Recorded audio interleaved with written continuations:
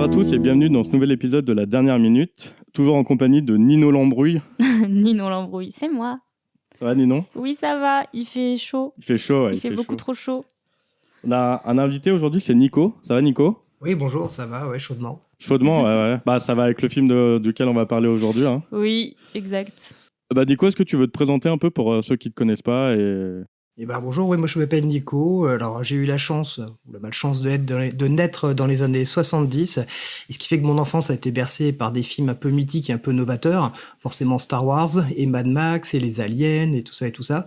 Et du coup je suis passionné de cinéma et de cet imaginaire et un peu nostalgique peut-être un peu de tout ça, où il y avait encore pas trop d'effets, enfin des bons effets spéciaux mais des belles histoires surtout.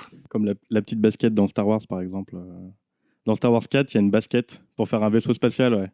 Il y a eu des pommes de terre dans le 4 aussi. Je pense que quand ils sont dans un champ d'astéroïdes, ils ont mis des pommes de terre par endroit. Ça m'étonne pas. Ça.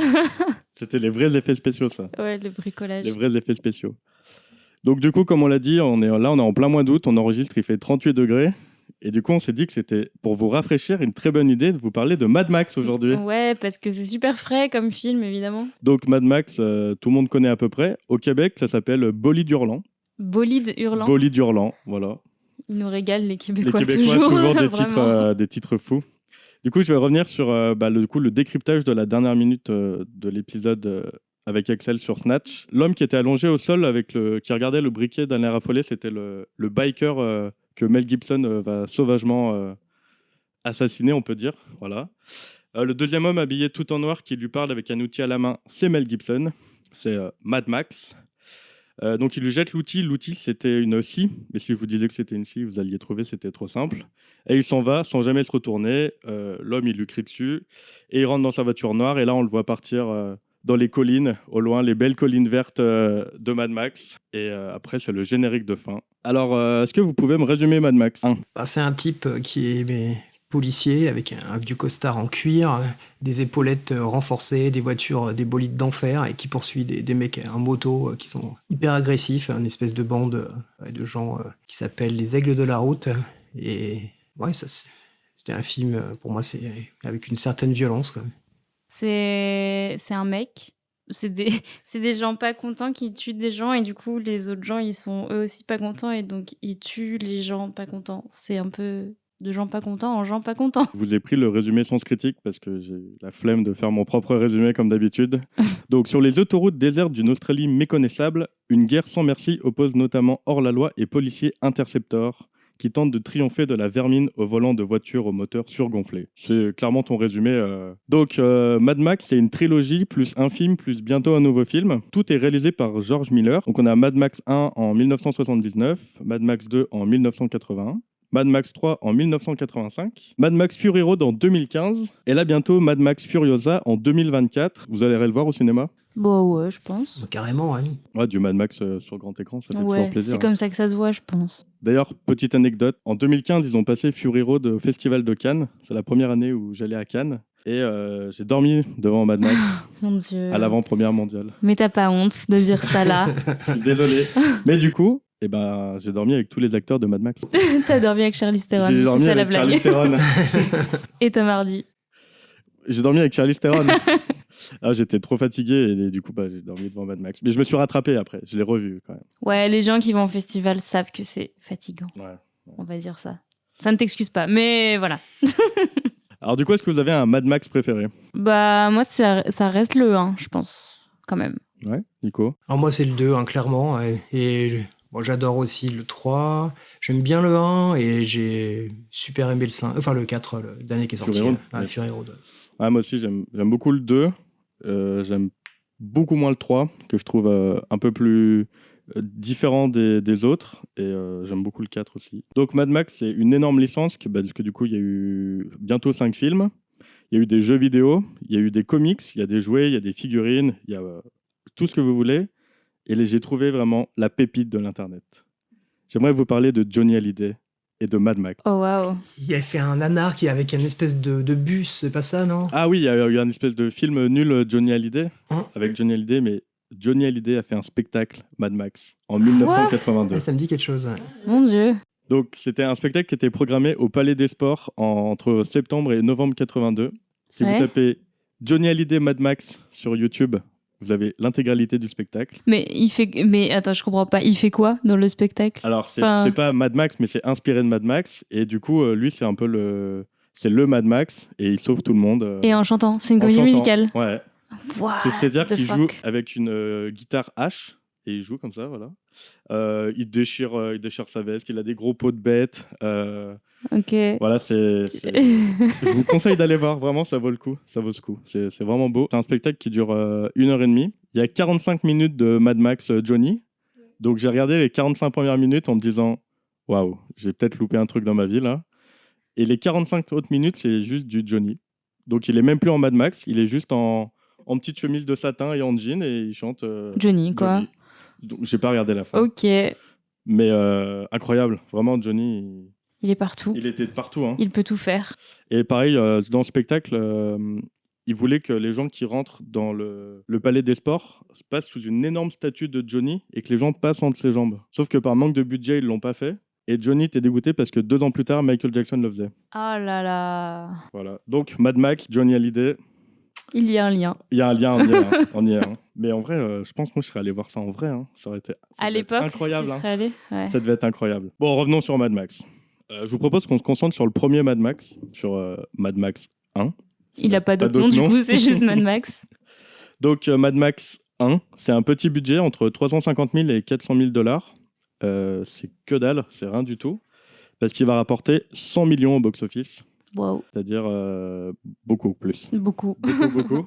C'est l'un des films avec le plus petit budget qui a ramené le plus d'argent après le projet Blair Witch. Et c'est le film australien le plus rentable. Bah ouais, tu m'étonnes. Je pense que vu tout ce qu'ils ont vendu, est-ce que par exemple Johnny il a payé des royalties à George Miller pour son spectacle? Bah. Si, à le nom, à mon avis, ouais, non? Non, il n'y a Bah, pas le nom. ouais. Il y a pas le nom. Ah. Ah, il n'y avait pas le nom. Non, non, il y avait pas le nom. C'était du Mad Max Ah, bah oui. sans être. Oui, oui. Non, il n'y avait pas le nom. Il y avait Ah ouais, pas le bah alors probablement que non. Alors. nom. Ouais, je pense pas non plus. Mais en tout cas, c'est une grosse franchise qui a rapporté pas mal d'argent. Alors, petite devinette pour vous. Si je vous dis film post-apocalyptique, sorcière, cochon et manchot, à qui vous pensez? Ouais, celle-là, elle est pas facile. Hein. Bah, George Miller avec justement Babe le cochon. Tout à fait, c'était George Miller. Ah. George Miller, vraiment, cet homme est incroyable. Il a fait Mad Max, Babe le cochon, Happy Feet, Les sorcières This Week, Ah, c'est lui aussi, ça. voilà. Et là, il va nous refaire Furiosa. Donc, c'est-à-dire que le gars, je pense qu'il était adolescent, il a fait des films post-apocalyptiques. Ensuite, il a eu des enfants. Ses enfants ont dû grandir. Et du coup, maintenant, il se dit, bon, allez, c'est bon. Ils sont suffisamment grands pour revoir d'autres films. Donc, George Miller, c'est un réalisateur, scénariste, producteur australien. Il a que bientôt 12 films dans sa filmographie. Et en fait, son tout premier, c'est Mad Max. Quand même, premier film banger, quoi. Il a fait juste 2 petits courts-métrages avant. Donc le premier, c'est Mad Max. Ensuite, il a fait Mad Max 2. Ensuite, la quatrième dimension. C'est ça. Il a demandé de faire un segment de la 4e dimension. Ensuite, Mad Max 3. Ensuite, Les sorcières This Week. Là, il s'est dit, je vais écrire le scénario de Babe le cochon. Mais c'est pas lui qui réalise le 1. Ah bon? Non, il écrit que le scénario, mais il réalise le 2. Voilà. Ensuite, on le voit pas trop pendant quelques années. Puis, Happy Feet 1, Happy Feet 2, Mad Max Fury Road. Il n'y a pas un film qui s'appelle Calme Blanc qu'il aurait fait, je pense, dans les années 2000 avec Nicole Kidman et Billy Zane, le méchant de Si. Titanic. Aussi, c'est ça. Alors celui-là, je l'ai pas noté, ce qui m'a moins parlé. Ah bah il était bien, il avait bien marché à l'époque, ouais. Ok. Là, en 2022, il a fait 3000 ans à t'attendre aussi, avec Idris Elba. Tilda Swinton et Idris Elba, exactement. Et en 2024, donc l'année prochaine, il nous sort Furiosa. En mai. En mai, Je en mai crois. 2024, En mai mais ça sera 2024. décalé puisqu'il y a la grève Eh oui. des auteurs, Oh des là là, scénaristes. oui. Donc, Si les monteurs font la grève. Voilà. En tout cas, vous verrez, il y a des très très beaux faux trailers sur Internet Ah oui. qui Oui, donnent oui. pas du tout envie. Non. Et vous savez combien il a d'Oscars, George Miller? Pour Mad Max? Non, en Non, tout? en tout. Ouais, une dizaine. Alors, 4? il en a un. Et pour quel film? Happy Babe, Feet? Babe le cochon. Pour Happy Feet. Ah ouais? Il a eu le meilleur l'Oscar pour le meilleur film d'animation pour Happy Feet. Ah ouais. En vrai, je me dis, c'est triste quand même. Bah quand t'as fait quand t'as fait Mad Max, que c'est toi et que ouais, t'es récompensé pour Happy Feet. Ouais. Mais toi tu partais sur 10 Oscars quand même, t'as eu foi en lui. Ah, moi j'adore la manière dont il filme, j'adore son image, j'adore le monde qu'il a inventé. Babe le cochon, je suis méga fan, c'est génial. Alors moi j'ai vu ça une seule fois quand j'étais petite, je me souviens pas Bien. Si, c'est un Pas cochon bien. qui va à la ville et tout. Ouais. Ah non, avant d'aller à la ville, il devient le chien de berger. Ah oui. Et son rêve, c'est de devenir chien de berger. Mais c'est pas un chien, c'est un cochon. Oh, C'est super beau. je me souviens pas bien. Putain, je sais que je l'ai vu, mais je me souviens pas bien. C'est vrai que c'est beau. Non, mais c'est... Alors, par contre, le 1 a très bien marché, mais apparemment, le 2, ça a été un flop monumental. Babe Ouais, Moi, je comme, m'en souviens absolument pas. comme Happy Feet, apparemment. Ah. Le 1, ça a marché. Et du coup, il a eu pas mal de problèmes financiers aussi à cause de ça. C'est pour ça qu'il y a des grosses périodes où il n'a pas fait de film. Il y a aussi un autre réalisateur australien qui s'appelle George Miller, mais qui a fait qu'un seul film que je connaissais, c'est L'Histoire sans fin 2. Et les gars ont le même nom. Et ils et ont du tous coup, les des deux fois, si tu australiens. tapes... Ouais, ils sont tous les deux australiens. Et du coup, j'ai lu quelques forums et il y a des gars qui se battaient sur les forums parce qu'en fait, ils parlaient pas du même George Miller. Ah ouais, ok. Ils disaient, mais non, c'est pas lui. Ben, C'est un génie, mais non, il est c'est ça. nul. Exactement. Et du coup, je me suis dit, les gars, calmez-vous. En même temps, l'histoire sans fin 2, ça n'a pas laissé un souvenir impérissable. Ouais, il y en a peut-être un. Il y a peut-être un George un peu meilleur que l'autre quand même.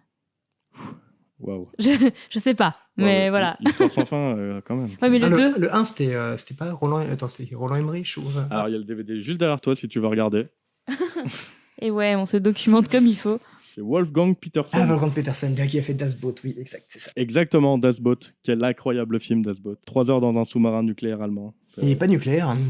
Parce que si les Allemands avaient eu la Ah bombe, oui, on n'aurait pas juste vu Oppenheimer C'est le vrai. mois dernier. Il est juste sous-marin. Mais... Là, mais en vrai, c'est un bon film par contre. Allez voir Das Boot. C'est un très bon film. Dans Mad Max, il y a un acteur que tout le monde connaît, je suppose, qui s'appelle Mel Gibson. Oui. C'est ouais, grâce à Mad bravo. Max que Mel Gibson a explosé, enfin, est devenu connu, Percé. et ensuite il a fait L'Arme Fatale, et là il a vraiment explosé. Je vais vous faire évidemment un petit historique de Mel Gibson. Donc, Mel Gibson, il joue Mad Max Rokatansky dans Mad Max. Mhm. Il a un nom de famille, Mad Max. Et oui, mais on le dit jamais. On je le dit crois. jamais. En fait, Ouais. j'ai regardé sur internet, je me suis dit, Ah. mais son nom de famille, c'est pas Mad. Eh non. Je pensais qu'il s'appelait Mad. Et non, en fait, il a vraiment un nom. Son chef l'appelle Rokatansky dans le Oui. film. Il s'est marqué sur la bagnole aussi. Ah, Sur l'intercepteur. rate à l'œil. Ah ouais. Bravo. Donc, Mel Gibson, il est pas du tout australien. Il est américain. Même il a immigré, c'est ça. Comment Et en fait, ses parents sont allés vivre en Australie. Ah. Et oui, c'est un faux australien. Ah, punaise. Mais il a la nationalité et tout. Ah, ok. Bon, Et on peut dire c'est un Australien. Est-ce que vous savez qu'est-ce qui l'a mené à Mad Max? Alors moi, j'ai entendu une histoire lointaine il y a longtemps comme quoi Mel Gibson, il avait été repéré en se battant dans un bar. Est-ce que c'est vrai ou c'est pas vrai? C'est ça, en fait. Ah, En fait, c'est il n'a ça. pas été repéré en se battant dans un bar. C'est qu'il s'est battu dans un bar. Ouais. Et donc, il avait la gueule défoncée. Il Ouais. s'est pointé au casting. Ah, Donc, ok. C'est pas ça fait la même histoire. Ok. il a joué là. Et on lui a dit, mais en fait, j'aime bien ta gueule. Ouais. Donc, t'es pris pour le casting. Et quand il est revenu, genre plusieurs semaines plus tard, Guéri. guéri, on lui Bah. a dit, ah, mais c'est pas pareil. On va te garder, hein. Mais Bon, bah maintenant que c'est t'es là. plus pareil. Mais en vrai, carrément, parce que ça, c'est un truc que je me suis dit en regardant le film. Vraiment, en vrai, enfin, jeune comme ça, enfin, il a une gueule d'ange, quoi. Enfin, il a les petits traits tout lisses et tout. Enfin, tu sais, c'est pas le. Donc, je comprends qu'en voyant une gueule cassée Ouais. et quand Oui. tu as Mel Gibson à 25-30 ans débarquer avec sa petite tête, là, ça fait pas le même effet, quoi. Exactement. Donc voilà, son allure de bad boy lui permet de décrocher le rôle et ça devient une star automatiquement. Enfin, automatiquement. Il devient une star grâce à Mad Max. Mhm. Ensuite, il tourne dans L'Arme Fatale, ce qui va cristalliser Mel Gibson au sommet en faisant de lui un des acteurs les mieux payés au monde. Oh. Donc, Mel Gibson, dans les années 80, il se mettait bien. Dans les années 90, je sais pas ce qu'il a fait. En vrai, tant mieux, mais il lui a proposé des rôles, il a dit non. On lui a proposé Bruce Wayne dans le Batman de Tim Burton, il a dit non. Tant mieux, c'est pas grave. On lui a Mm. proposé de jouer John McClane dans Piège de cristal, Oh. il a dit non. Bah, J'aime bien Bruce Willis. Ouais, Bruce Willis. oui, non, mais bien c'est mieux. super pour Bruce Willis, mais c'est étonnant. Il devait jouer Elliot Ness dans Les Incorruptibles de Brian De Palma, il a dit non. Hmm. Abyss, il a dit non. Vraiment, il a dit non à tout. Mais, ok. Les Affranchis, il a dit non. Bref, il a Il dit voulait non pas à tout. travailler, le mec. Dans quoi. les années 90, il a dit non à tout. Parce qu'en fait, il avait qu'un seul rêve, c'était de réaliser. Ah. Et en 95, Ah. Braveheart. Braveheart. Bien sûr. donc ce qui fait que là, Mel Gibson, on se dit c'est un bon acteur, c'est un bon réal. Donc il joue lui-même en plus dans Ouais, le film. oui. Voilà. Il joue William Wallace, le révolutionnaire écossais. Et il va remporter du coup, grâce à ça, l'Oscar du meilleur film et du meilleur réalisateur. Ça, c'est... Parce qu'en plus, il produit. Ouais. Donc là, il a tout pris dans sa poche. Bien joué, en fait. Hein. Beau gosse. Et aussi Golden Globe du meilleur réalisateur. Allez hop. Ça, c'est... Ouais, pas mal. Voilà. En 2002, il tourne dans Signe de Shyamalan. Et en 2004, il réalise La Passion du Christ, qui a fait un peu polémique pour plein de raisons diverses et variées. Et il va faire une suite qui s'appelle La Passion du Christ Résurrection en 2024. C'est pas une blague. Ah, C'est pas une blague. Hein. Moi, j'ai envie de lui dire, Mel, si tu il est m'entends. peut-être temps d'arrêter. La première fois, ça s'est pas très bien passé. Arrête-toi là. Fais autre chose. On connaît ton amour, mais arrête-toi là. Stop. Il a doublé Rocky dans Chicken Run aussi, le poulet héros. D'ailleurs, Chicken Run 2 en décembre sur Netflix. Là. Moi, j'ai trop hâte. J'ai trop hâte. Voilà, donc Mel Gibson, 2 Oscars pour Braveheart, j'ai dit. Mais Mel Gibson, c'est aussi une grosse merde. Ah, il a dit des choses. Il a fait un petit film sympa qui s'appelait Maverick dans les années 90.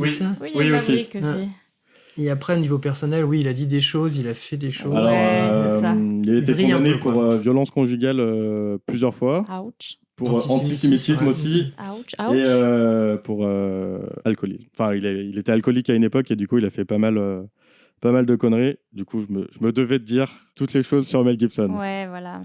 Mais dans Mad Max, c'est le seul qui a percé. Ah bah ouais. Sauf, alors il y en a un autre qu'on revoit dans Mad Max, c'est Toe Cutter, qui en fait joue aussi dans Fury Road, qui joue Immortal Joe. C'est le même acteur. Ah ouais.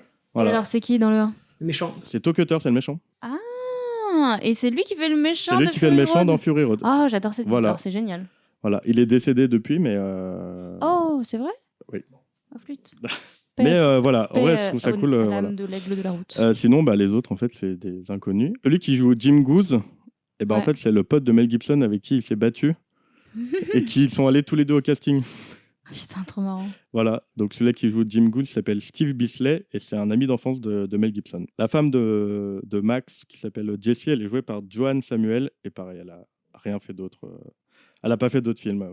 Le bébé non plus? Le bébé non plus. On sait pas si plus tard... Non. Dans le 2 et le 3, il y a le personnage de l'aviateur qui est... Dans le 2, il est sur un autogire. Et dans le 3, c'est le papa d'un petit garçon. Et c'est le même acteur aussi. Oui, c'est pas le même personnage. Alors, c'est très bizarre d'avoir fait ça. Ouais. C'est pas le même personnage? Non. C'est pas le même personnage. En fait, c'est le même acteur qui joue le même... Enfin, c'est un pilote dans tous les cas, mais c'est pas le même personnage. Vous êtes sûr que c'est pas le même personnage? 100%. Parce que dans le 3, quand il le voit... Il le reconnaît pas. Bah si, il lui dit You. Et l'autre il fait Me. Mais non, c'est vrai. Bah après, si vous êtes deux à avoir capté que c'est pas le même. Ouais, c'est pas le même. Et moi, je l'ai lu, ça a été certifié sur plusieurs, alors dans ce cas, c'est sur plusieurs sites et tout, j'ai lu, ouais. Ok, c'est ouf. Et moi, je trouve ça très bizarre de faire ça, d'ailleurs. Ouais, parce que pour le coup, moi, je m'attendais à ce qu'ils soient potes dans le 3, vu que dans le 2, ils sont moi, je me suis dit, ils vont se revoir et tout, et va y avoir une nouvelle... Non, c'est pas le même. C'est peut-être un peu comme George Miller, il y a le pilote et le pilote. Le pilote et le pilote. C'est possible. C'est très bizarre. Voilà pour un petit peu tous les acteurs, réalisateurs et personnes qui ont travaillé sur le film et Mel Gibson. Du coup, je propose qu'on passe à la chronique de Ninon Lambrouille.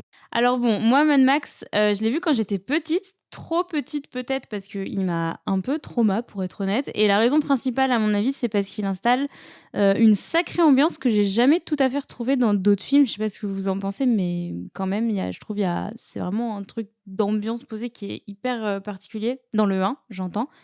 Et d'ailleurs, je trouve que l'ambiance du 1 est vachement différente des autres. Et puis, en les revoyant tous, là, j'ai essayé de classer Mad Max dans une case et j'ai pas super bien réussi à le faire. Mad Max, c'est quoi? Est-ce que c'est un revenge movie? Est-ce que c'est encore un film d'exploitation? Est-ce que c'est juste un film ambiance? Est-ce que c'est un road movie? Est-ce que c'est un film d'action? Je sais pas trop et du coup je suis allée un peu me renseigner sur quelques-uns de ces genres-là, mais rapido. Alors ce que moi j'appelle le revenge movie, enfin je dis ça parce que j'ai lu cette nomination plusieurs fois dans des médias anglophones, ils utilisent pas mal ce terme-là. Bon, c'est pas hyper dur à deviner, c'est un peu dans le titre. C'est les films où le personnage est victime d'un acte injuste, criminel ou particulièrement violent et où ce dernier va entamer une méga vengeance pour faire payer le ou les auteurs des saloperies qui lui ont été infligées. Grosso modo, c'est ça. Parfois, on les appelle aussi j'ai vu les Vigilant Movies. Oui, j'ai vu ça aussi. Ouais. Voilà, je sais pas trop comment ça se prononce. Je sais pas si ça se prononce à l'anglais, j'imagine.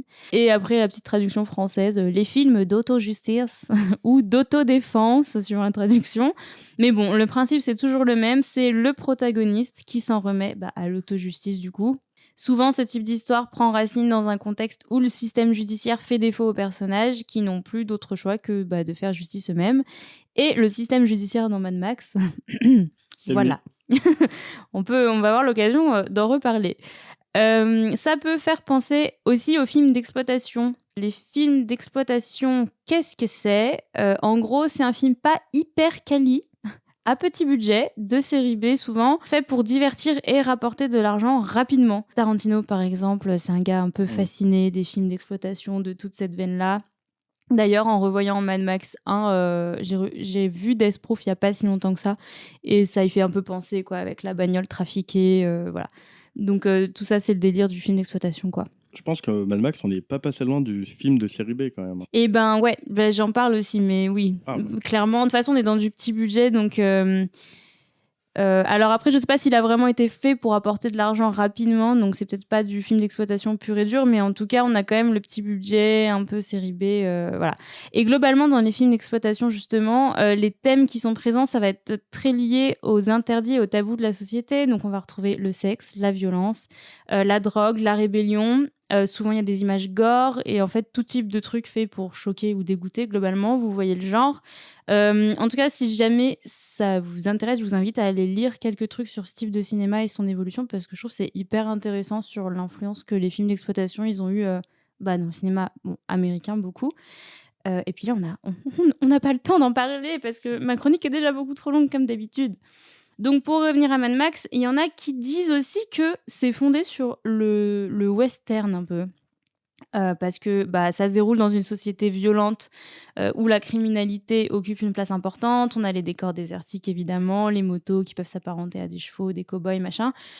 Pour moi, ça... Alors oui, il y a des choses qui correspondent, mais pour moi, ça suffit pas non plus à le classer dans vraiment un western moderne. Pour moi, c'est un peu bancal. Est-ce que ce serait pas le fameux western australien ? Ça, on a le western aux États-Unis, le western spaghetti italien, et là, genre, nouveau genre, le western australien. C'est des bagnoles et des motos. Je sais pas. En vrai, en effet, il y a quand même des similitudes. On peut tirer des liens et tout, mais quand même, ça me paraît quand même un peu... Bon, voilà. Et il y a quelqu'un qui m'a dit aussi, quand je lui ai parlé de Mad Max, qui m'a sorti le road movie. Et alors, oui, c'est un film, oui, ils sont sur la route, mais non, je qualifierais pas Mad Max de road movie, en tout cas pas le 1. Voilà, c'est ce que j'allais dire. Voilà. Je pense que maintenant, quand on dit Mad Max, il y a beaucoup de gens qui pensent à Fury Road. Ouais. Et Fury Road, c'est juste une traversée du désert en camion. Et oui, du coup, donc là, on est en effet, ouais. Enfin, il y a quand même un aller-retour dans Fury Road. Hein. Ouais, mais ils sont quand même ils sont en bagnole, quoi, tout le long, presque. Ouais, mais... Moi, j'ai du mal à classer ça dans pur et dur du road movie, parce que ce soit dans le 2 ou dans le 3 aussi, en fait, ils vont quelque part et ils y reviennent et machin. Tu vois, t'as pas vraiment ce truc d'être sur la route d'un point A à un point B et d'évolution du point A au point B. Du coup, ça me paraît...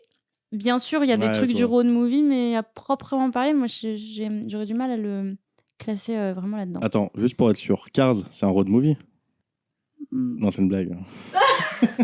J'étais vraiment très premier degré, je réfléchissais. Alors oui, on a les stations essence. Non, Cars, non. Et oui, parce que du coup, ouais, en fait, dans Mad Max, on tourne beaucoup en rond. En fait, on va pas vraiment d'un point A à un point B. C'est beaucoup, voilà. Des drifts en voiture. Voilà, on tourne en rond, on se course, et même quand Max il part quelque part, en fait, il revient toujours. Enfin, ouais. Donc, ouais, pour moi, non. C'est pas du road movie. Et si on parle un petit peu du sans transition, vraiment, c'est très mal écrit cette affaire. Donc si on parle un petit peu du contexte maintenant de Mad Max, donc contexte post-apo.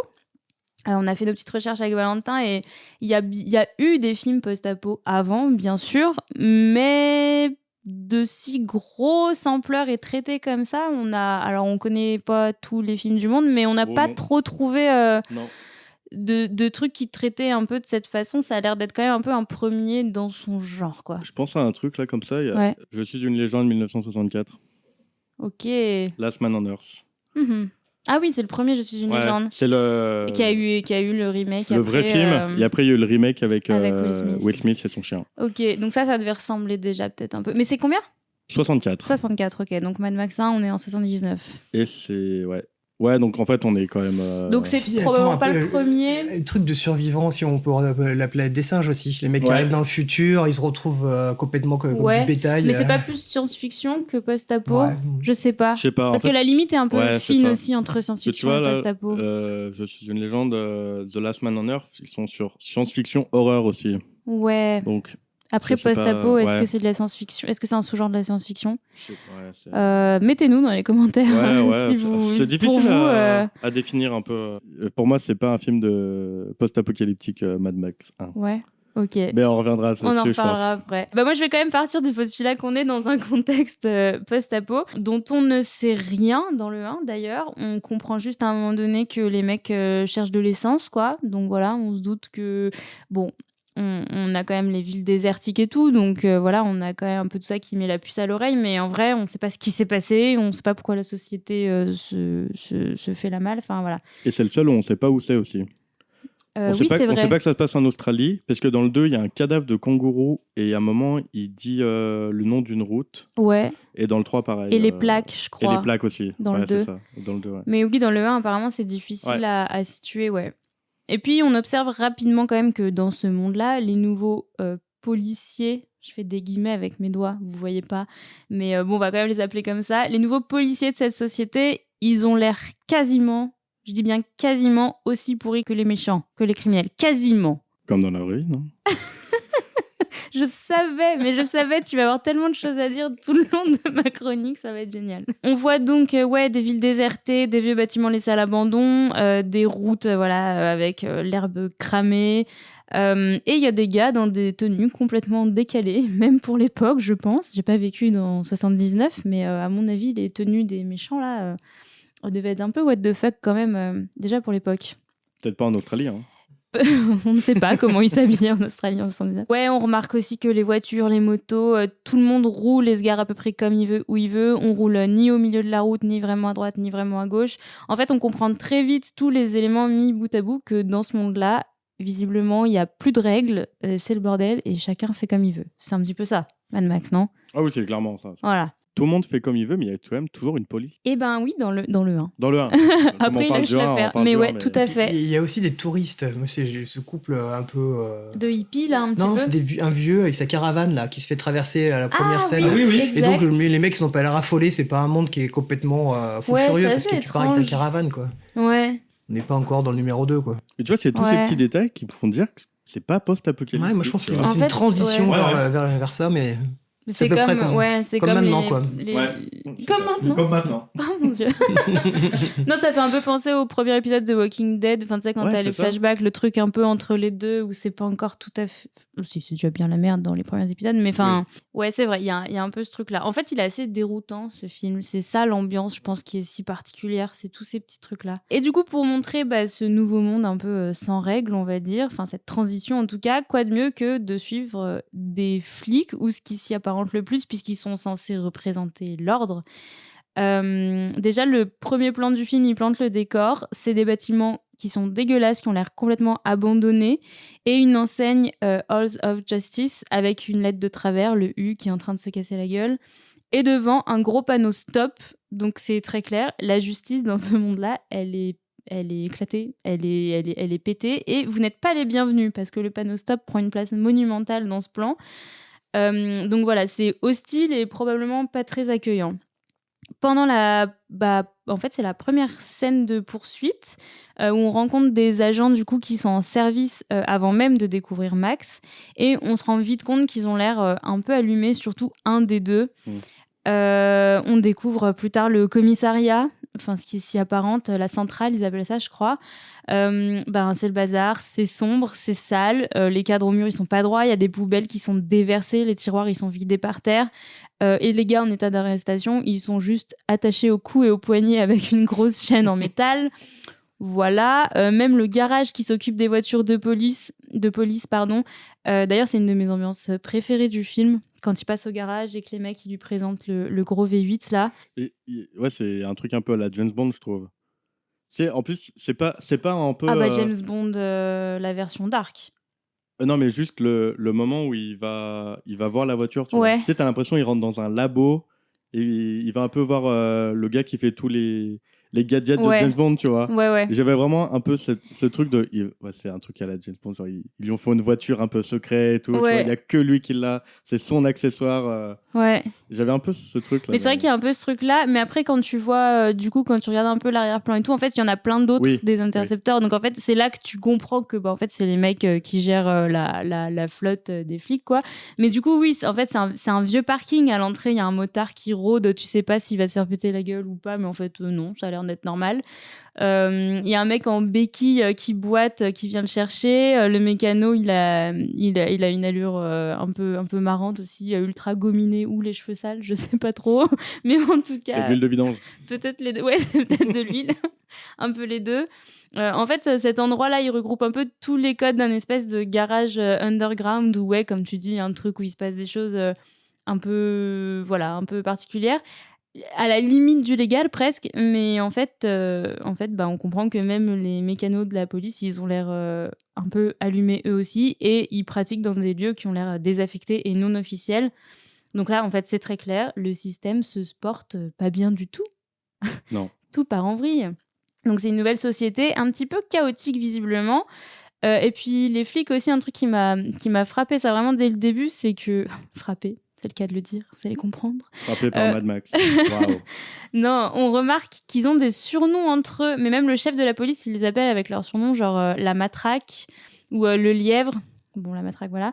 Et perso, je trouve que ça fait... Les petits surnoms comme ça fait plus penser aux gangsters, quoi, qu'à des flics, vraiment. Moi, je trouve, ça m'a fait cet effet-là. Puis, il y a, dans la course du début, il y a la matraque, justement, qui dit à son collègue, pendant qu'ils sont en train de traquer donc l'aigle de la route et sa copine, on va les crever. Donc bon, ça sonne pas hyper pro pour un flic. Ils se prennent la tête entre eux pendant les opérations.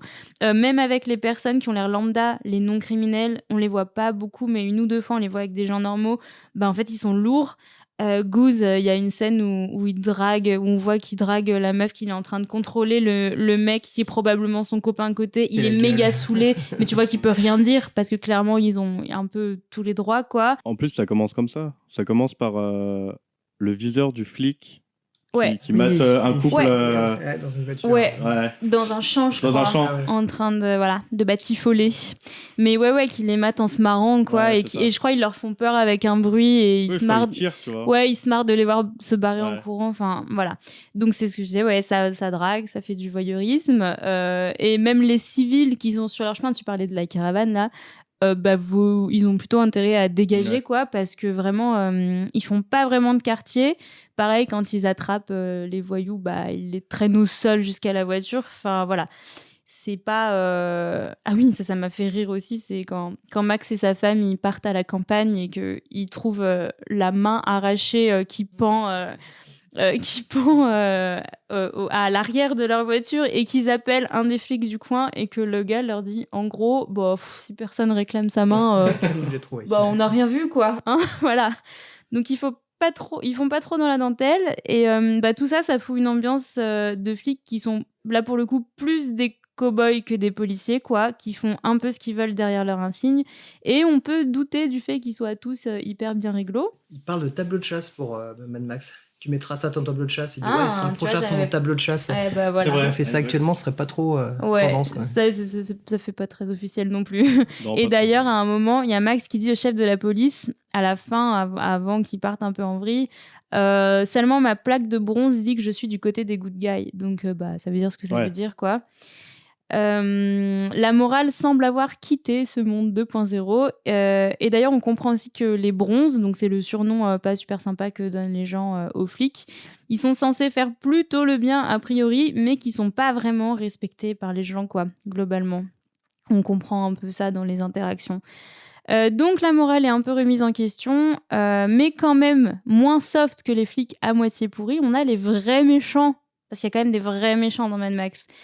Donc c'est le gang de motards complètement tarés qui font un peu toute l'ambiance de Mad Max 1 pour le coup. Donc en fait, les méchants, ils font flipper. Ouais, des vrais bikers. Mais même au-delà des vrais bikers, en fait, ils font flipper pas vraiment parce qu'ils portent des grosses vestes en cuir et qu'ils froncent les sourcils, mais parce qu'ils sont chelous de ouf.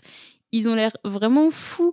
Il y a ce plan, vous savez, où ils arrivent du coup dans la première ville où on les voit vraiment foutre le Bronx. Il y a un plan où ils se garent en ville, tous, et ils descendent des motos et ils se mettent tous à faire des trucs complètement absurdes. Je sais pas si vous l'avez en tête. Il y en a deux qui se prennent par la main et qui se mettent à danser le tango. Il y en a un qui se met à genoux devant sa moto sans raison et qui fait un truc chelou. Il se déplace en grimpant sur les barrières. Il y en a un, on le voit souvent sur les toits. Il y en a même un qui fait une roulade avant. Oui, oui. Il y en a vraiment qui descendent de sa moto et fait une roulade avant. Et ça marche bien parce qu'ils font peur et ils arrivent en espèce de meute là, tu vois. Ouais, de meute, carrément, c'est le mot. Et du coup, je trouve que ça marche bien. Bah, c'est effrayant. T'imagines, tu vois des gros bikers arriver, t'en as un qui fait une roulade avant et les deux autres qui dansent le tango. En vrai, ouais. je pense que je m'arrête et je rigole, je pense. Ouais, bah tu rigoleras pas longtemps. Mais enfin voilà, ils font beaucoup de trucs qui n'ont pas de sens comme ça. Au niveau des styles, bah évidemment, en plus on s'approche des années 80, donc bah on a des mèches décolorées. Il y a le méchant qui a un sourcil rasé, mais donc 1 sur 2. C'est des fringues rafistolées sales, beaucoup d'asymétrie dans le style. Franchement, c'est les prémices de Madonna un peu, hein, les épaules et tout. Mais en plus cracra quoi. Beaucoup de cuir, énormément de cuir. Des pansements au visage, des accessoires en métal, enfin plein de trucs qui en 79 devaient crier, je pense, je suis un méchant, à mon avis, tu vois, le cuir, les trucs un peu tordus et tout. Quand on regarde ça aujourd'hui, je trouve que c'est pas tellement leur style qui font peur parce que les codes des méchants, des bad guys, ils ont bien évolué, mais c'est vrai que dans les années 60, t'as tout le truc du loupard avec le cuir et tout qui fait un peu peur aux petits civils. Ça a un peu évolué, mais par contre, les styles plus les attitudes additionnées comme ça, ça leur donne un air complètement fou, quoi. Et puis ils agissent comme des animaux. Comme tu vois, t'as dit une meute, mais oui, c'est ça, c'est plus une meute qu'un gang. Ils poussent des cris d'animaux, ils ressemblent à des bêtes sauvages enragées, quoi, quand ils prennent des gens en course. Surtout, il leur faut rien pour qu'ils prennent en chasse, tu vois. En fait, il n'y a aucune raison des fois. En fait, il y a carrément aucune raison. Un peu comme des animaux, on le voit quand la femme de Max, elle est en leur présence. En fait, c'est un peu, tant que tu bouges pas, ils te regardent un peu de loin. Et ça. Tu vois, si la future victime se met juste à courir, par exemple, ils partent comme des animaux, je quoi. pense que c'est au couple, là. Tu sais, quand ils arrivent dans la ville, là, il y a le couple qui est dans leur voiture. Juste ils regardent. Au début, ils regardent. Et à partir du moment où il y en a un des deux qui démarre, pour partir. C'est fini. Ouais, c'est ça. En fait, c'est des T-Rex.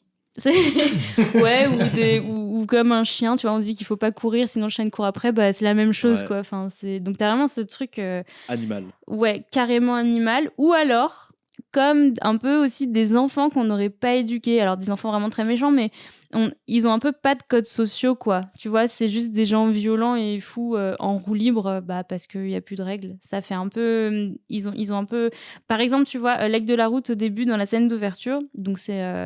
pour ceux qui n'auraient toujours pas vu le film, c'est juste un fou du volant qui n'a aucun autre but que de... Je sais pas, que de faire de la casse sur la route, quoi, en gros.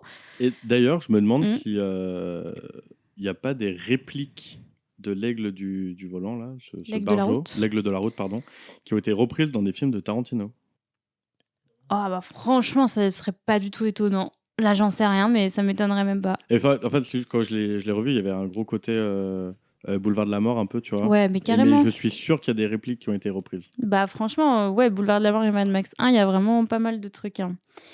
Et donc du coup, celui-là, donc cet aigle de la route là, ça se voit qu'il est un peu fou et surtout qu'il est dangereux. Il est un peu fou. Qu'il est un petit peu fou. Mais ça se voit surtout qu'il est extrêmement dangereux, quoi. Et pourtant, il se met à chialer dans la voiture. Ouais, instable, ouais. Dès qu'il comprend qu'on va l'attraper, en fait. Et moi, ça m'a juste fait penser, tu sais, à un enfant qui serait allé trop loin dans ses bêtises, qui voit qu'il va se faire rouspéter, et du coup, il perd ses moyens et il s'effondre, quoi.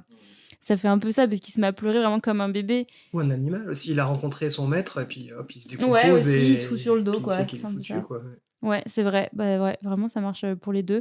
Moi, j'aime bien le jeu de la nana à côté. Son visage se décondense, elle lui dit « Qu'est-ce qu'il y a ?» Parce que l'autre qui chiale comme un bébé, c'est rigolo. Le chef des méchants aussi, moi je trouve qu'il fonctionne bien. Et tu vois, tu me dis qu'ils l'ont dans Fury Road, c'est lui, je savais pas, mais je pense qu'il y a un truc. Même si on voit pas trop son visage dans Fury Road avec le make-up et le masque et tout. Mais moi je le trouve assez flippant. Et d'ailleurs, c'est lui qui m'a terrorisée la première fois que je l'ai vu. Ah ouais. Vraiment, il m'a terrorisée. Petite anecdote, vraiment, c'est mon père qui regardait ça parce qu'il aimait bien. On l'avait regardé un soir, et le soir, quand je suis montée dans ma chambre, quand j'ai monté les escaliers, j'avais l'impression que genre on me poursuivait. Tu sais, t'as tout ce truc de course-poursuite là. Tu sais, ils traquent vraiment leur proie, quoi, dans Mad Max. Vraiment, une moto démarrée dans ta rue, c'était fini, quoi. C'était un peu l'ambiance de la soirée, ouais. Et puis moi, je trouve que ce méchant, il est d'autant plus... Il a un nom? Est-ce qu'il a un nom? Toe Cutter. Toe Cutter. Il coupe des orteils. Ouais, c'est ça? Ok. Et ben moi, je trouve d'autant plus flippant qu'on le voit pas avoir recours à la violence lui-même. Et pourtant, on voit bien que personne a envie de le contredire. Et aussi folles soient ses demandes, d'ailleurs. Et du coup, tout ce qui peut se passer en off comme ça, qu'on voit pas mais qu'on comprend, ça, je trouve que ça lui donne une grosse force au personnage de, tu sais, de pas le voir faire des trucs dégueulasses, mais en fait tout le monde a peur de lui. Tu te dis, alors c'est aussi facile du coup à mettre en scène, mais n'empêche que je trouve que ça marche assez bien pour lui. Oui, il est charismatique. Ouais. Et puis oui, après t'as aussi le charisme de l'acteur par-dessus le personnage, quoi. Ouais, il marche bien. Moi, je trouve qu'il marche très bien ce méchant. Et puis il a sa réaction complètement décalée encore. Vous savez, quand la vieille le vise avec son fusil, là. Et voilà, tu l'as très bien fait, Nico. Il a une réaction un peu absurde. Il se met à hurler et dans un très mauvais jeu d'acteur volontairement caricaturé, il dit « I hate guns !» Il a l'air complètement apeuré, donc il se fout d'elle monumentalement. Il y a un truc à Orange Mécanique un peu. Ouais. Attends, c'est sorti en quelle année Orange Mécanique? C'est sorti avant? Ouf, avant, je pense. Ah, pas être loin. Tu vois, on a Vérifions. pas être loin, hein. Je pense qu'on n'est pas loin, mais Mécanique, ouais, je pense qu'Orange Mécanique c'est un peu avant. Mais ouais, t'as ce truc du méchant, enfin pété de la tête, quoi. Ils sont tarés. Un peu, ouais. En fait. Et donc ouais, ils agissent de manière folle et peu prévisible, du coup. Ouais, 71. Donc ouais, bien avant. Ouais, ils agissent de manière folle et peu prévisible. Le méchant, il parle calmement. Et de temps en temps, il y a des accélérations de rythme quand il en fait sur quelque chose. Et je trouve que tout ça, ça lui donne l'air déjà barjo. Mais surtout, incontrôlable, ce truc. Vous savez, il est super calme et des fois, il accélère le rythme dans ses phrases et puis il ralentit.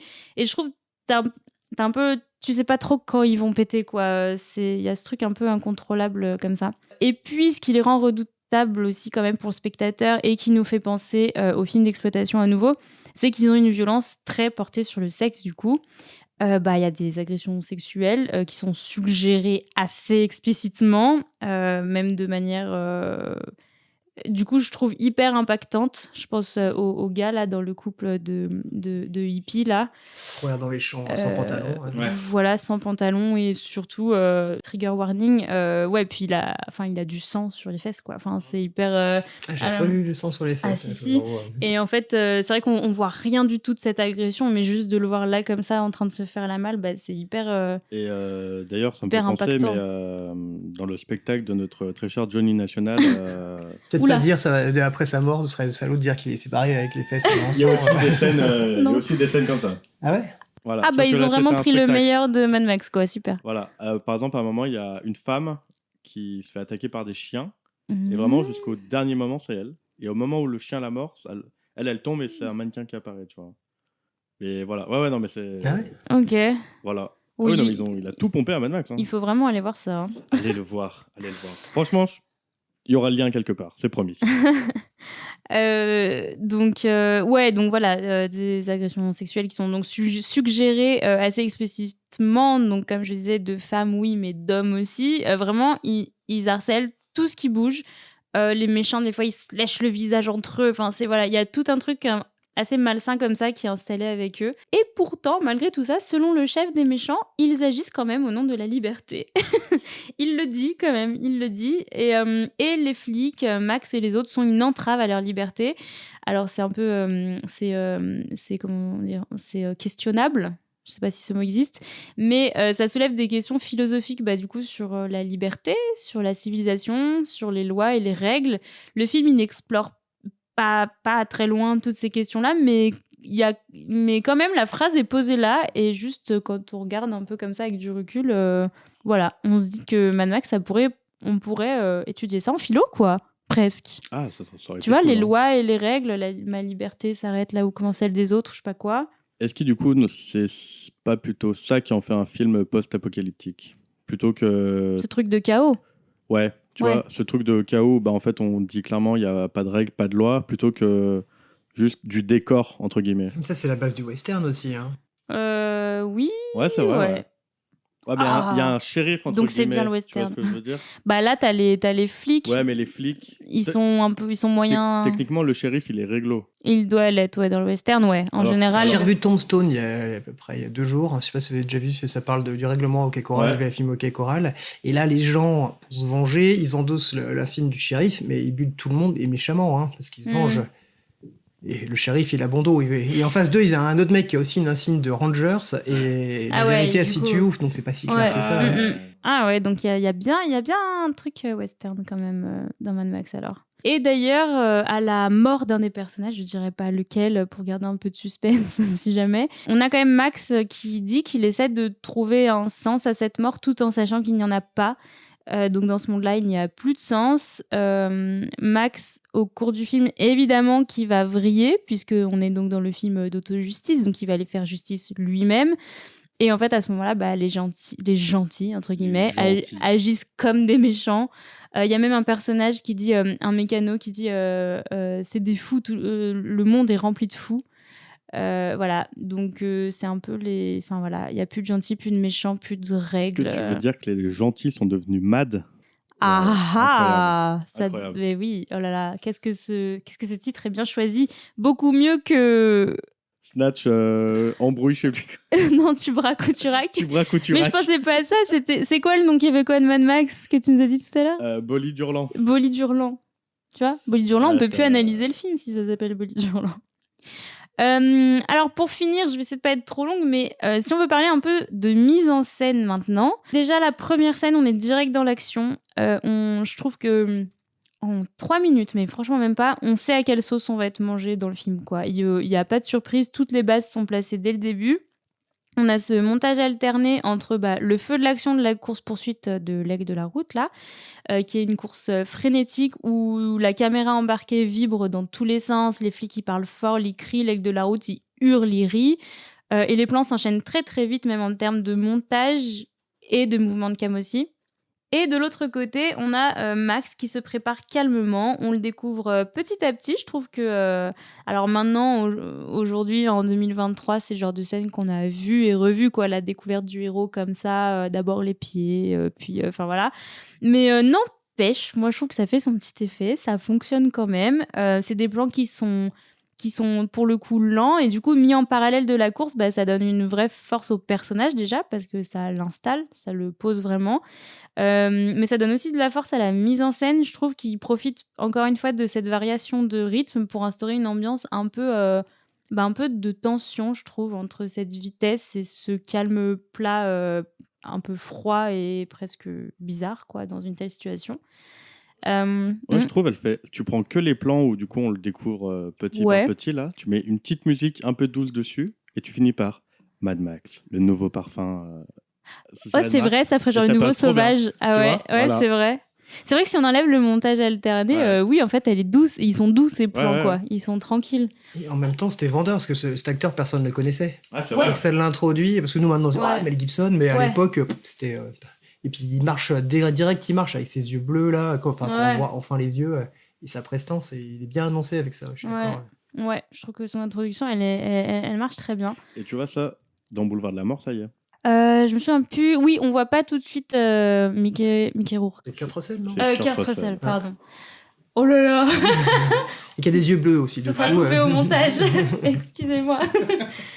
Oui, c'est vrai qu'on le découvre pas tout de suite, en effet. Puis il a lunettes de soleil, je crois, au début. Ouais. En plus. Et là, Mel Gibson, c'est pareil. Quand on le voit en entier pour la première fois, il a ses lunettes de soleil. Et c'est seulement une fois qu'ils ont vraiment arrêté, je crois, qu'on voit ses le yeux. mec, que là, il y a le petit travelling en contre-plongée. Donc oui, dès le départ, en fait, les plans s'enchaînent hyper vite, avec pas mal de gros plans pour bien appuyer sur les actions, de type la main à fond sur l'accélérateur pour les motards, le pied sur la pédale pour les conducteurs de voitures, la main sur le levier de vitesse, l'aiguille de vitesse qui grimpe. Et en fait, le rythme du film, je le trouve assez effréné. C'est vraiment du film... Enfin, pour ça, c'est vraiment du film d'action, quoi. Et dès la première scène, on a déjà de la casse, de la vitesse, des dérapages, de la fumée, du bruit. Enfin, vraiment, Globalement, ça va très vite. Il y a aussi beaucoup de mouvements de caméra. Le cadre, il est hyper vivant. Parfois, il y a des cadres même un peu étranges. Des fois, on ne comprend pas trop où ça veut aller. C'est assez irrégulier, mais en fait, la caméra, elle est super libre et je trouve que ça a quand même du sens dans la mise en scène. Est-ce que c'est pas là-dessus qu'on peut dire que c'est un film post-apocalyptique? J'essaie. T'essaies de trouver pourquoi J'essaie c'est de un film trouver. post parce que l'herbe est cramée, c'est pour ça. Non, mais oui, mais je trouve qu'il y a une caméra hyper libre de ses mouvements.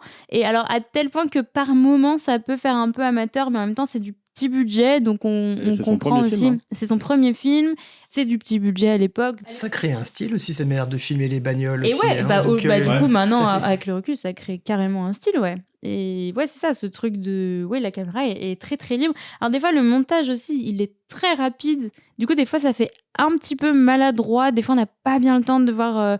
Il y a un moment donné, il y a un plan sur un travelling, sur un panneau. Et en fait, on nous coupe le plan avant Ouais. qu'on ait vraiment pu voir ce qu'il y avait lu sur le panneau. Mais s'il vient cadrer le panneau, c'est qu'il est important. Donc, des fois, ça fait des petites maladresses un peu comme ça. Mais en même temps, c'est charmant, quoi. Hein? Oui. Ça donne du style. Ça donne du cachet, je dirais même.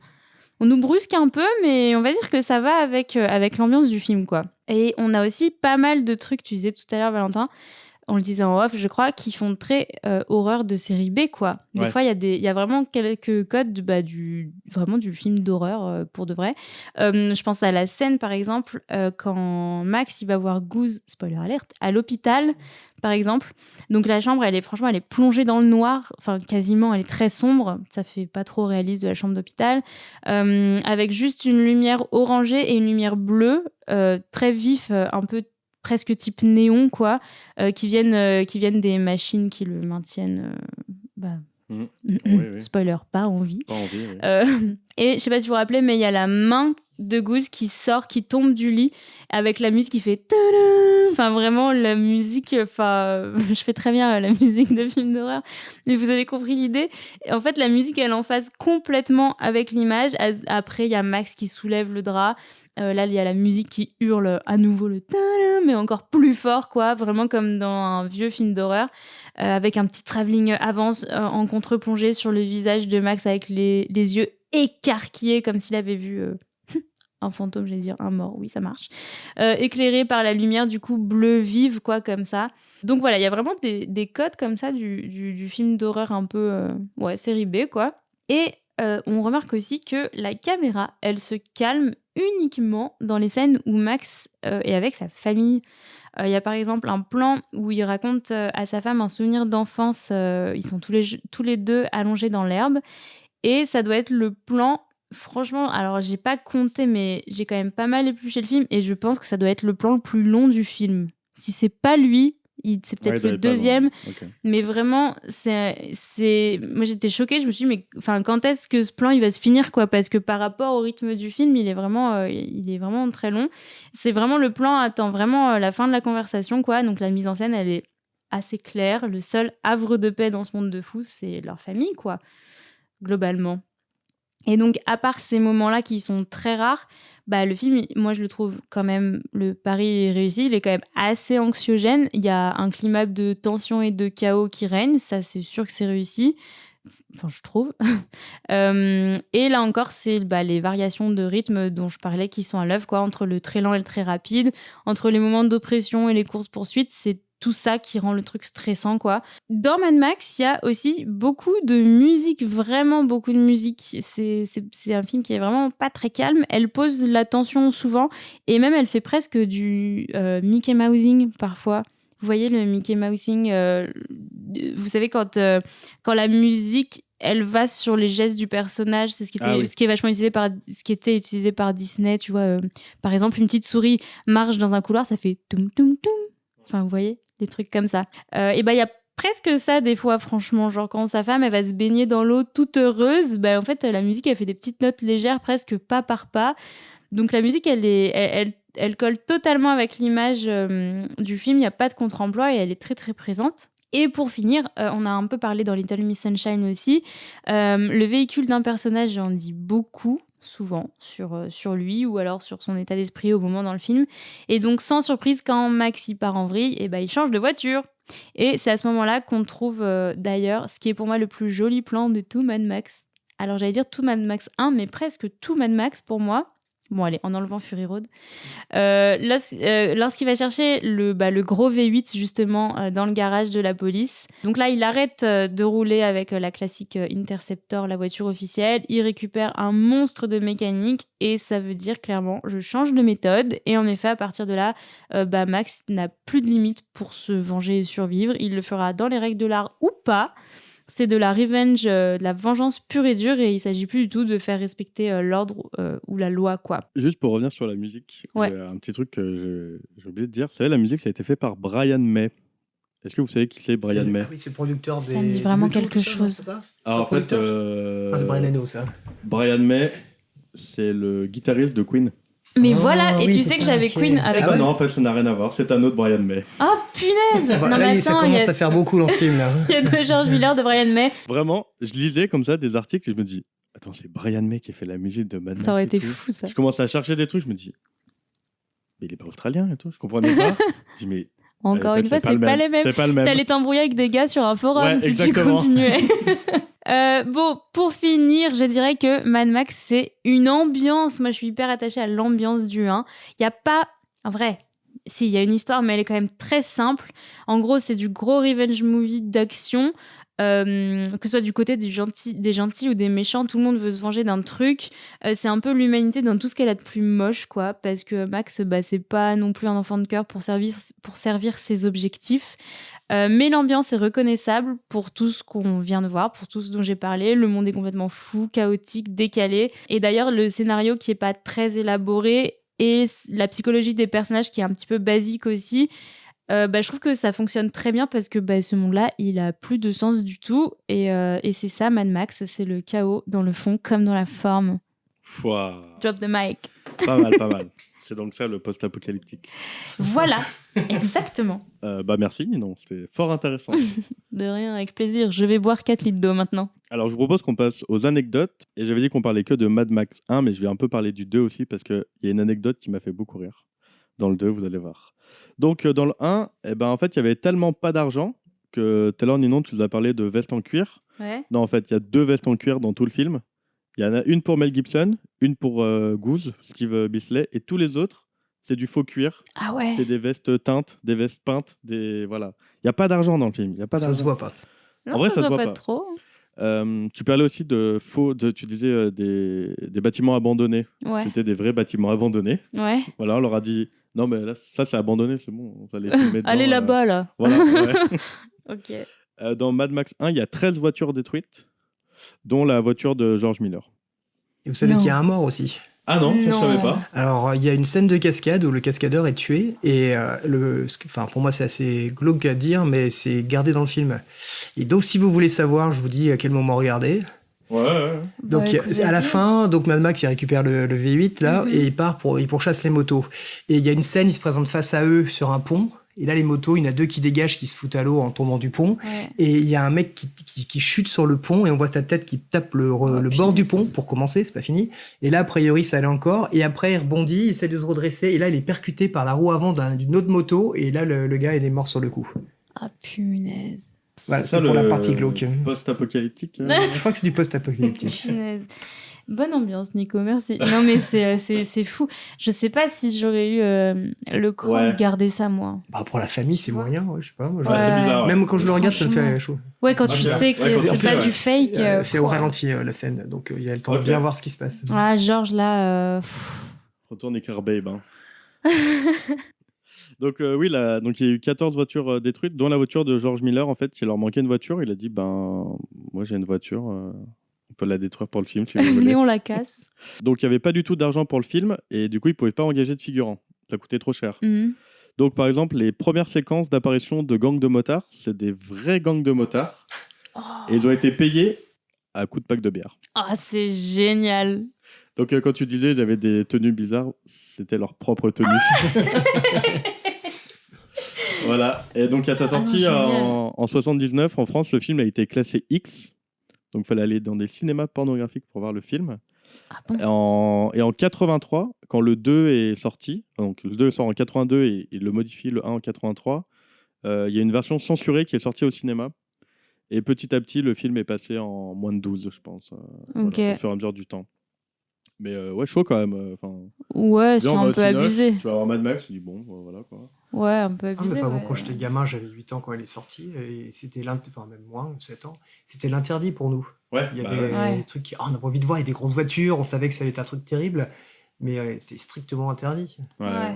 Et cela dit, moi je l'ai vu adulte, le 1, et j'ai vu les autres avant, les autres du Du post-apocalyptique. post-apo. Et là, c'est bon, c'est pas encore du post-apocalyptique, et du coup, ça fait appel, c'est un peu notre monde. Du Oui. coup, on se sent touché quand la maman elle se fait renverser avec le bébé, on se sent touché, c'est des choses qui pourraient arriver. Ouais. Ouais. Et du coup, il y a un Ça côté fait un malsain, peu parce réel, que c'est un peu glauque, mais ça peut se passer. Ouais. Et moi, j'ai mal vécu quand j'ai vu le premier. Je trouve c'est comme film malsain, glauque. Ouais, ouais. Tandis que les autres, Mm. c'est bon, c'est du Ouais. post-apocalyptique. T'avais plus que 50, et plus que l'âge de...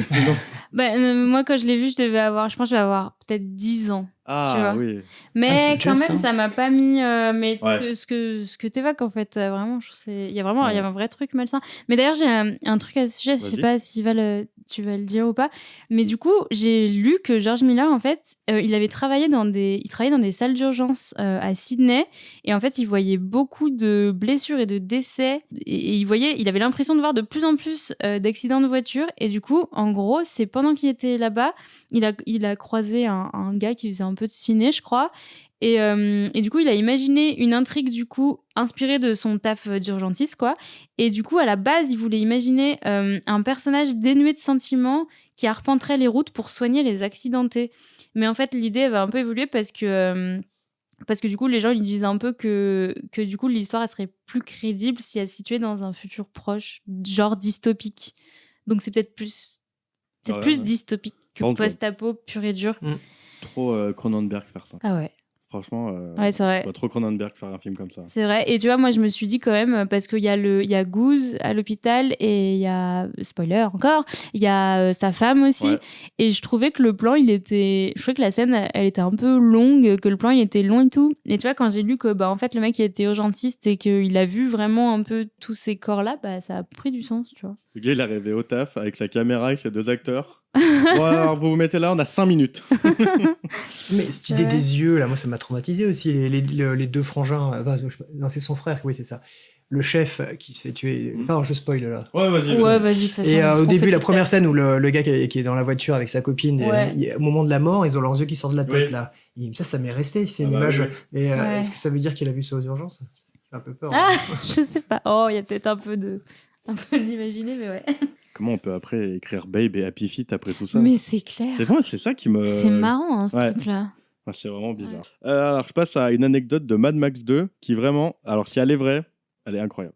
Donc Mad Max 2, ça se passe entièrement dans le désert et ils ont un peu plus d'argent. Donc ils décident d'aller tourner dans le désert de Broken Hill pour construire le décor, l'énorme décor qu'on voit là, voilà. Et en fait, ils vont tourner là-bas parce que c'est une zone où il ne pleut jamais. Ça faisait 4 ans qu'il n'avait pas plu. Bah, il a plu pendant une semaine. Donc si l'anecdote elle est vraie, je trouve ça fou. Je trouve Ouais. ça fou. Et Mad Max 2, c'est le préféré de Mel Gibson. Ah ouais, Voilà. ok. Ah, moi aussi. Comme toi. Mais c'est toi, Mel Gibson, Nico? Je pense. Ouais. Voilà pour les anecdotes. Alors, il y en a, je pense qu'il y a des milliers d'anecdotes sur Fury Road, mais du coup, Sûrement. j'ai fait le choix de ne pas en parler et de me concentrer sur les premiers Mad Max. Au pire, on fera un épisode Fury Road. On peut. On verra. En août prochain. En août prochain. Je vous propose qu'on parle des critiques du film qui sont sorties à l'époque. Et ben, en 82, Cahiers du cinéma, ils ont écrit un article dessus, dans le numéro 332 de février 82.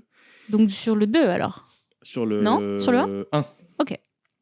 Qui est indisponible sur Cahiers du cinéma. Donc si Cahiers du cinéma, vous m'entendez, envoyez-moi les numéros. Là. Je galère à les trouver, s'il vous plaît. Envoyez-moi des trucs. Personne les a.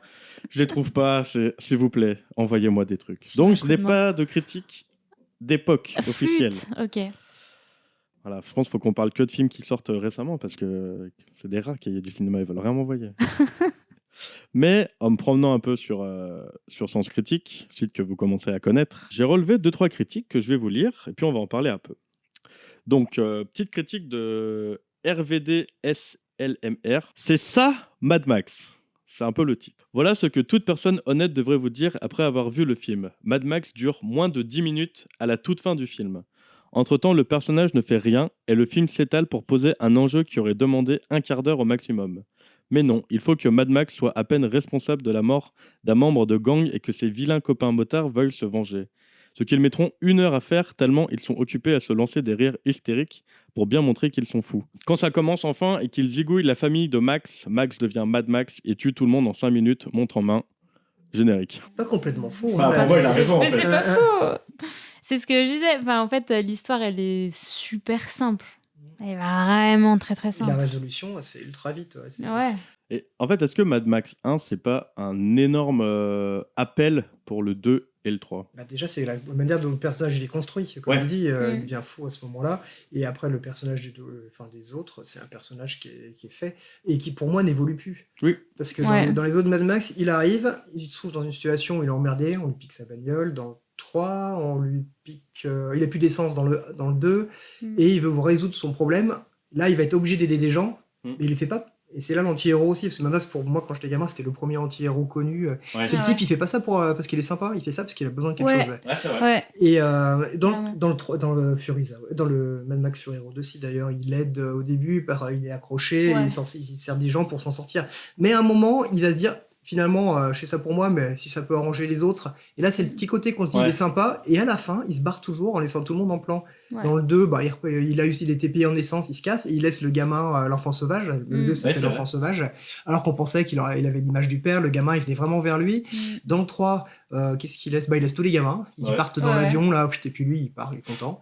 Et dans Furiosa, à la fin, il se barre dans la foule. Ça y est, j'ai récupéré, j'ai fait mon taf, je m'en vais. Non, Et Fury lui, il Road. change plus. Il a changé que dans le 1. Ouais, c'est vrai. Et d'ailleurs, petite anecdote, je viens d'y penser. Vous savez pourquoi il n'y a pas la voiture dans le 3 ? Non. Bah, tout simplement, elle a été détruite. Ah ouais ?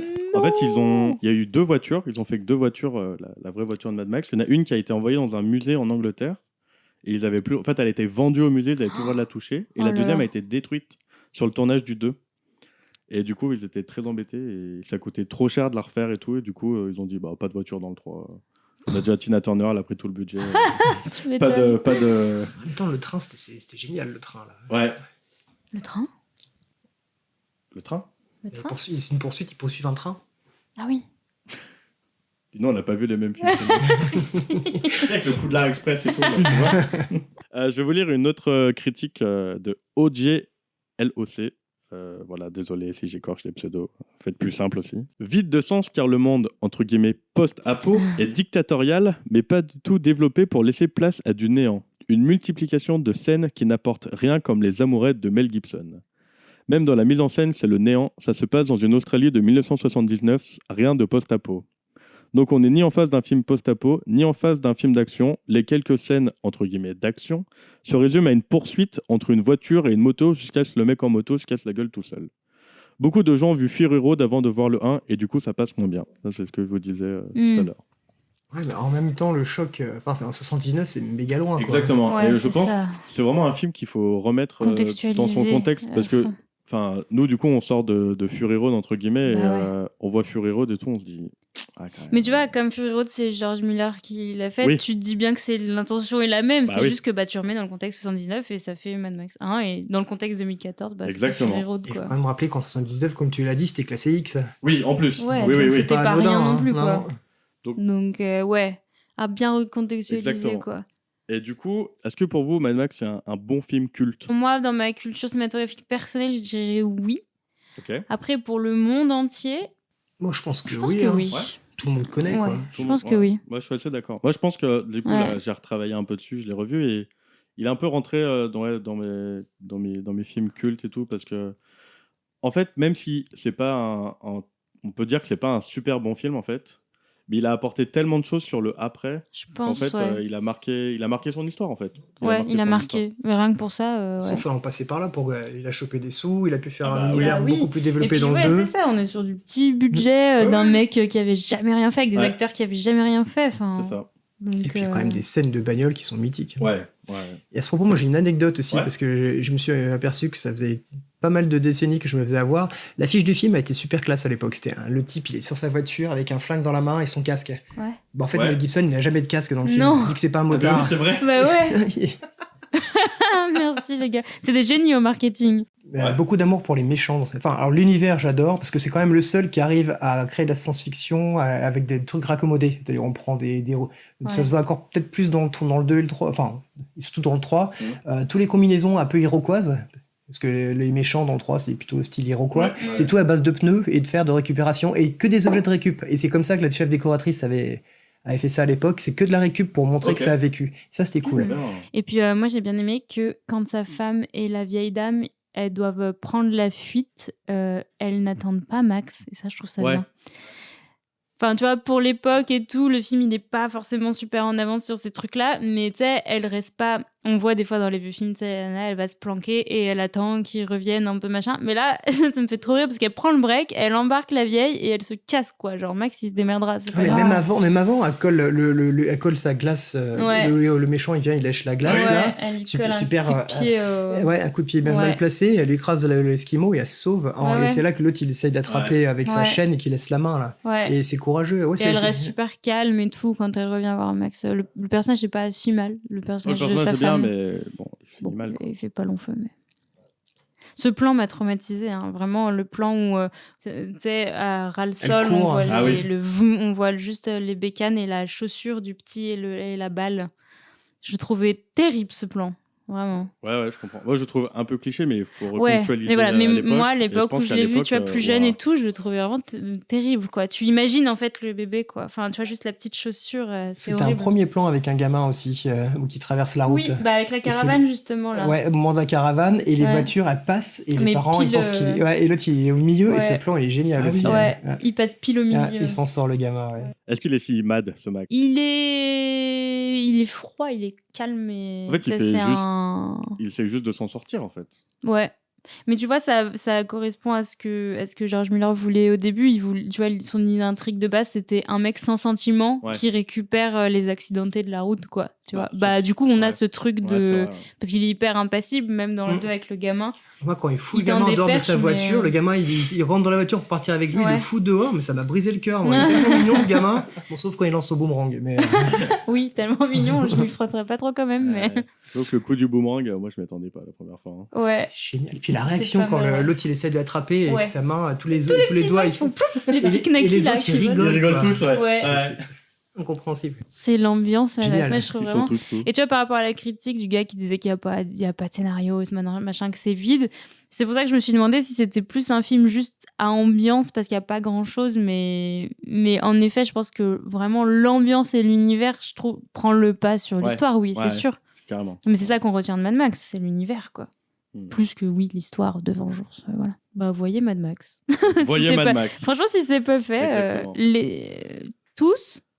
Par lequel il pourrait commencer s'il y en a qui nous écoutent qui n'ont pas vu en vrai, Fury Road 1.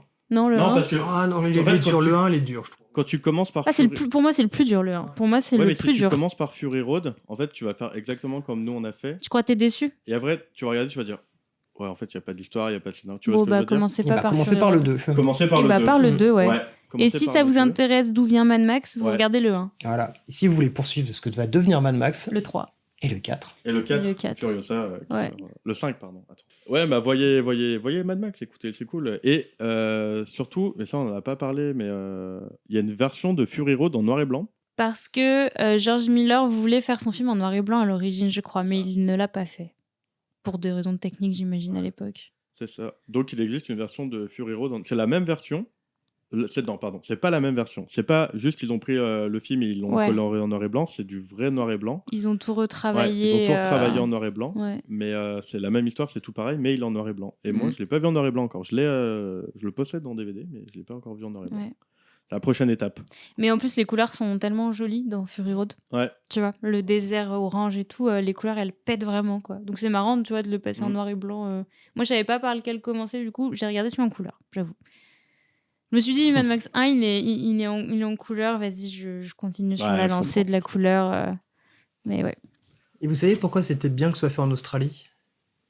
Non. Enfin, c'est peut-être pas ça exactement la question, mais grosso modo, George Miller, il a dit que grâce au paysage du désert tout plat, il a pu tourner des scènes pas si vite que ça, et qu'on se rende pas compte que ça va pas si vite que ça. C'est-à-dire que la voiture qui bouge en Ah premier oui. plan, tout ça, oui. et derrière Y a le pas de- paysage, on peut pas Ouais, identifier y a pas de comparaison c'est pour ça, voir ouais. la vitesse. C'est tout Eh du ouais, vide. c'est Et lui, malin. ça lui a permis de montrer une sensation de vitesse alors qu'elle était pas forcément. Ah, Bah, ouais. ça, tu vois, dans un petit budget, c'est hyper malin Ouais, bah de ouais, penser clairement. un truc comme ça. Ou alors, il fallait qu'il fasse son film dans l'eau.